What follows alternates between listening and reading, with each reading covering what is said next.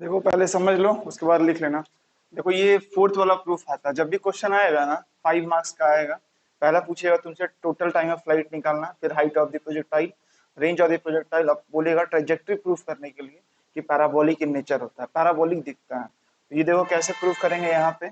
तो यहाँ पे हमने देखा था पैराबोला का जो जो भी शेप था ये पैराबोलिक आता था।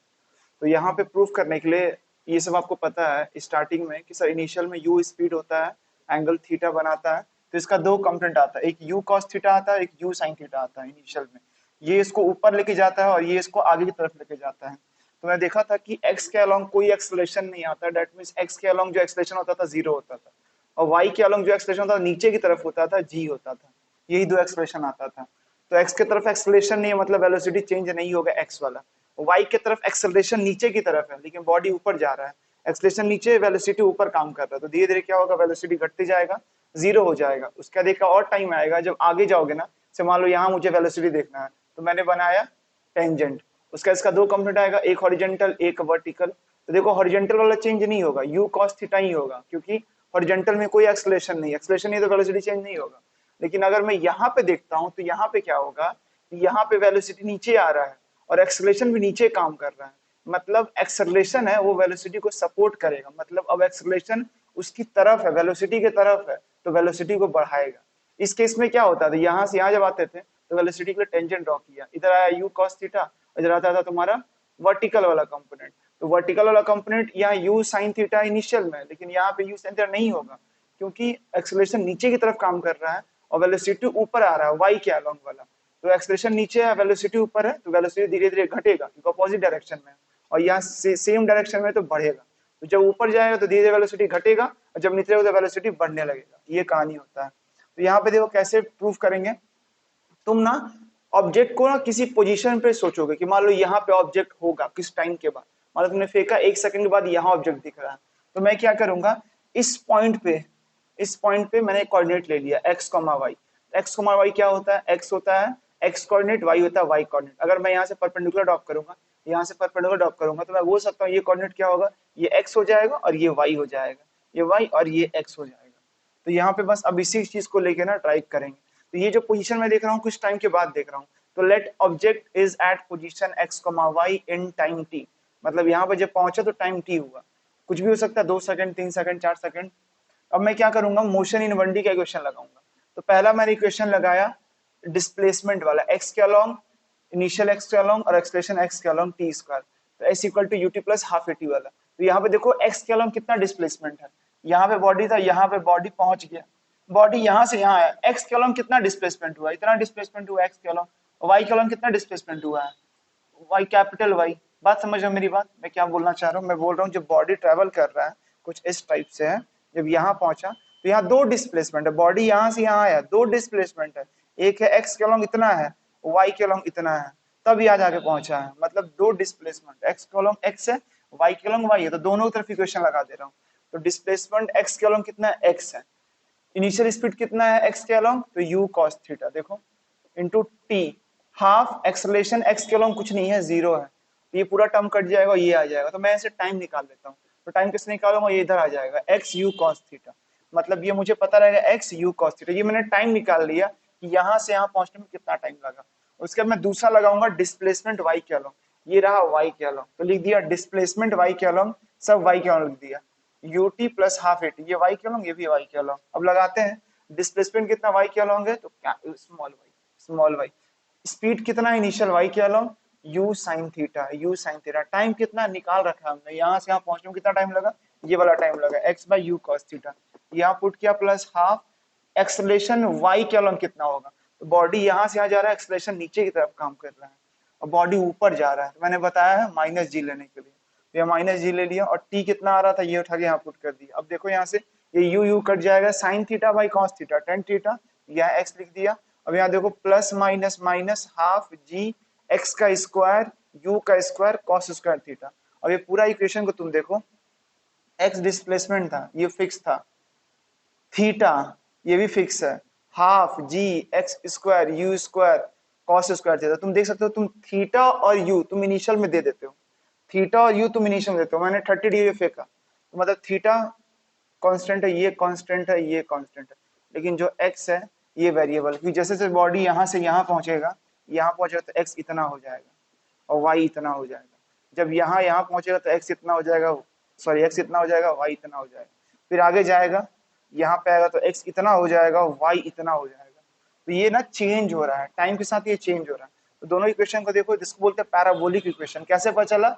जब भी y का पावर 1 हो और x का जो हाईएस्ट पावर है वो 1 से ज्यादा है, 1 से ज्यादा, यहाँ पे x का पावर 1 देखोगे, यहाँ पे x का पावर 2 है, तो बोलोगा हाईएस्ट x का जो पावर है वो 2 है।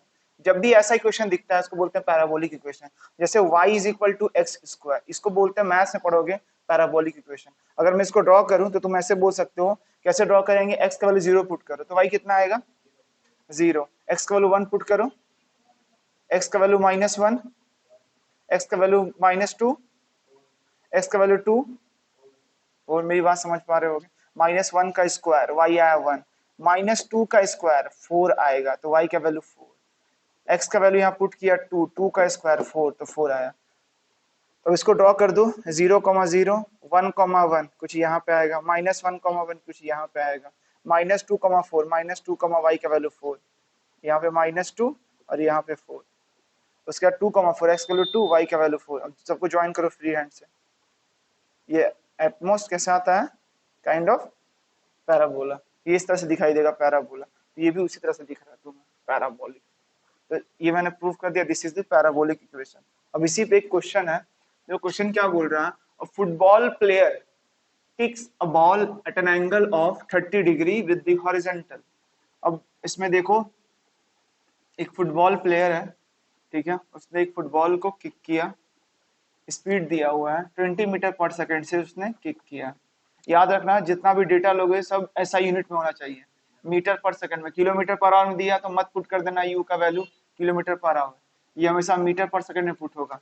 थीटा कितना दिया हुआ, फेंका उसने 30 डिग्री फेंका, तो ये आगे ऐसे गया, ऐसे जाके यहाँ पे गिर जाएगा बॉल। तो बोल रहा है कि calculate number 1 time eight which ball reaches the highest point.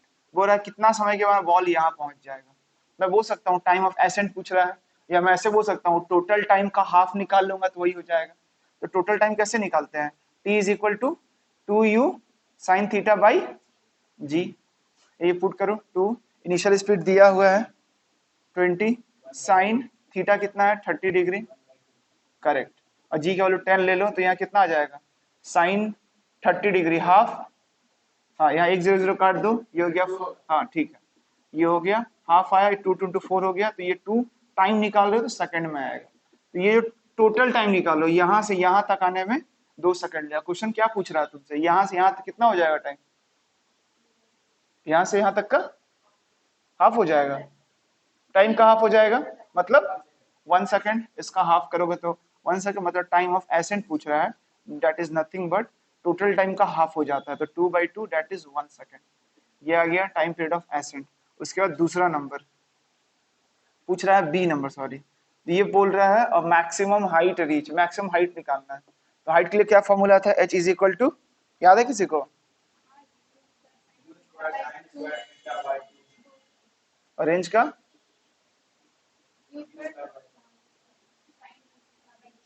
याद रखना, बस एक याद रखना, यहाँ पे ना रेंज में ना यहाँ 2 थीटा होता और नीचे बस g होगा, लेकिन यहाँ पे साइन स्क्वायर थीटा होता है, नीचे 2g होता है। इसमें ही कंफ्यूजन होता है, इसमें और यहाँ नीचे वाले में, और किसी में कंफ्यूजन नहीं होगा।